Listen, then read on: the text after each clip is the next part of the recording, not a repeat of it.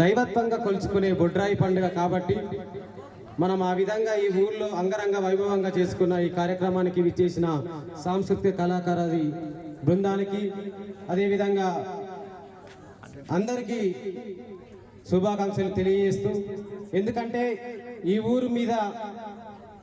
ఊర్లో ఇంత ఘనంగా జరుపుకుంటామంటే దీనికి ఒక చరిత్ర ఉంటుంది. నేనేదో ఆడిపించడానికి రాలేదు, నవ్వించడానికి రాలేదు. మన ఊరు చరిత్రని మనం ఒకసారి గుర్తు చేసుకుందాం. ఎందుకంటే ఈ ఊర్లో రేపటి తరానికి మా తరానికి కొన్ని మేము చూసినాము, మర్చిపోతున్నాము.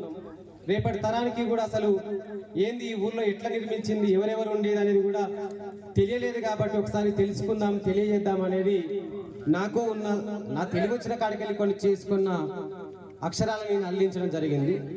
మరొకసారి తెలియజేస్తూ,